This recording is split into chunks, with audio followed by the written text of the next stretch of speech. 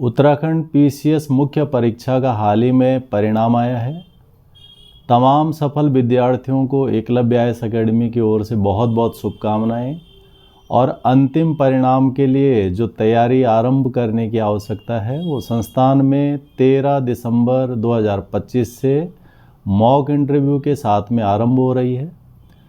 इन कक्षाओं के लिए हमने विशेष तरह से रणनीति बनाई है जिसमें 20 से 25 साल और उससे अधिक अनुभव वाले पैनल का गठन किया गया है। 4 से 5 उसमें जो है पैनल होंगे और अलग अलग क्षेत्र जिसमें जो है शिक्षाविद होंगे, साथ में जो है प्रशासनिक अधिकारी होंगे, पूर्व अधिकारी होंगे, आयोग से सेवानिवृत्त ऐसे लोग जो संस्थान को अपना मार्गदर्शन दे रहे हैं उनका भी उसमें उपयोग किया जाएगा।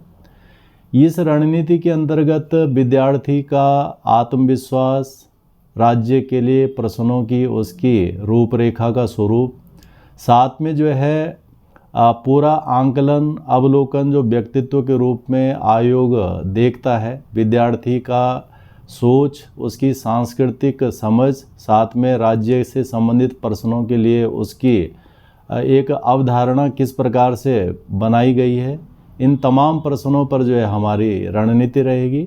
साथ में फीडबैक तंत्र महत्वपूर्ण रहेगा और प्रत्येक मॉक इंटरव्यू के बाद में विशेषज्ञ अपनी अपनी राय, जानकारी और सलाह के साथ में विद्यार्थियों को गाइड करेंगे ताकि वो अगले मॉक के लिए तैयार होकर आ सकें। 3 से 4 मॉक के लिए हमारी रणनीति बनाई गई है और इसके द्वारा जो है संपूर्ण एक विकास व्यक्तित्व के रूप में जो विद्यार्थियों के अंदर होना चाहिए उसके लिए हमारी रणनीति निश्चित रूप से कारगर रहेगी, जो हमने 2024 के रिजल्ट्स में भी देखी थी और 55 विद्यार्थियों ने संस्थान से इसी कारण से सफलता अर्जित करके अंतिम मुकाम प्राप्त किया था। इस बार हम इससे और बड़ा लक्ष्य रखेंगे। नमस्कार, एकलव्य आईएएस अकेडमी देहरादून में सभी लोगों का स्वागत है। आज हमारे साथ हमारे होनहार विद्यार्थी जिन्होंने जो है अपने अथक प्रयास, अथक संघर्ष, लगातार समर्पण भाव से तैयारियां की हैं और जीवन का एक उच्चतम मुकाम हासिल किया है। उत्तराखंड पीसीएस परीक्षा 2011 में एक बेहतरीन जो है सफलता अर्जित की है अनुष्का ने, जिन्होंने जो है ब्लॉक डेवलपमेंट ऑफिसर के पद के रूप में इनका चयन हुआ है। मैं अनुष्का को बहुत बहुत बधाई, शुभकामनाएं और उज्जवल भविष्य की कामना करता हूं। हमारे साथ संतोष हैं जिन्होंने जो है राज्य कर अधिकारी के पद पर चयन हासिल किया है। मैं संतोष को भी बहुत बहुत बधाई, शुभकामनाएं और उज्जवल भविष्य की कामना करता हूँ।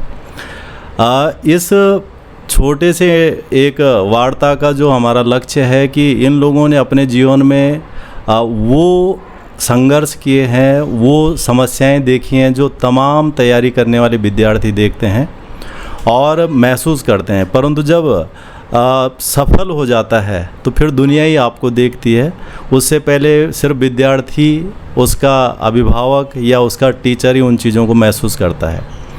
तो ये वो लोग हैं जिन्होंने व्यवहारिक चीज़ें देखी हैं और आज सफल हैं और इस जर्नी में इनके साथ कई तरह की समस्याएं, दिक्कतें आई होंगी और उसी चीज़ को जो है हम युवकों के लिए जो है लाना चाहेंगे कि वो इनसे सीखें, देखें कि कैसे जो है संघर्ष करने के बाद एक दिन आपके पास ऐसी मंजिल पहुंचती है, ऐसा मुकाम आता है कि आप सिर्फ चमकते हो, सितारों की तरह चमकते हो और पूरा समाज आपको स्वीकार करता है। परंतु उससे पहले एक गंभीर समस्या, गंभीर रास्तों से होकर आपको आगे आना होता है। तो पहले अनुष्का, मैं आपको फिर से बधाई, शुभकामना देता हूं और आपने जो ये चीज़ें सारी शुरू की हैं उस दौरान आपको कई तरह की दिक्कतें आई होंगी, महसूस आई होंगी। तो हमारी नए युवाओं के लिए, पीढ़ी के लिए आप क्या संदेश इस तरह का देना चाहेंगे कि वो करके आपकी तरह सफल हो सकते हैं?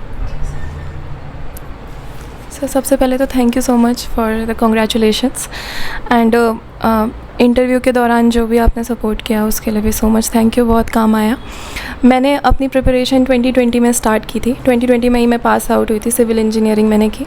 उसके बाद मैंने डिसाइड किया कि मैं सिविल सर्विसेज की प्रिपरेशन स्टार्ट करूं। तो ऑब्वियसली 4 साल की जर्नी रही मेरी, तो लंबी थी और बहुत ज़्यादा स्ट्रेसफुल थी। कभी कभी तो नौबत ऐसी आ गई कि मैं ये मन में था कि रिसेप्शनिस्ट की कहीं पे जॉब कर लूँ, सो दैट थोड़ा मैं फाइनेंशियली इंडिपेंडेंट हो जाऊँ। रिज़ल्ट में भी काफ़ी टाइम लगा और कहीं टू बी ऑनेस्ट दूसरी जगह मेरा क्लियर नहीं हो पाता था। बट ये है कि मन में मैंने ये जो मेरी क्लैरिटी थी वो ये थी कि लाइफ एक बार मिलती है और यदि चांस है तो हमें ट्राई करना चाहिए। तो हमें कोशिश करते रही, हार्ड वर्क करते रही और अल्टीमेटली उसी की वजह से रिज़ल्ट मेरे फेवर में आया। तो जो न्यू जनरेशन के लिए जो मैसेज है वो यही है कि यदि आपके मन में कोई लक्ष्य है तो उसके लिए कोशिश करते रहिए। हो सकता है अभी आप कई ऐसे भी होंगे जो फेल हो गए होंगे, तो रास्ता यही है, पढ़ाई करनी पड़ेगी और मेहनत करनी पड़ेगी। एक एलिमेंट जो मैं शेयर करना चाहूँगी वो है फ्लेक्सिबिलिटी का एलिमेंट। कई ऐसे भी स्टूडेंट्स होंगे जिन्होंने 5 या 6 अटैम्प्ट दे दिए इस चीज़ के लिए, फिर भी वो फेल हो गए और लाइफ बहुत ग्लूमी हो जाती है, डिप्रेसिंग हो जाती है।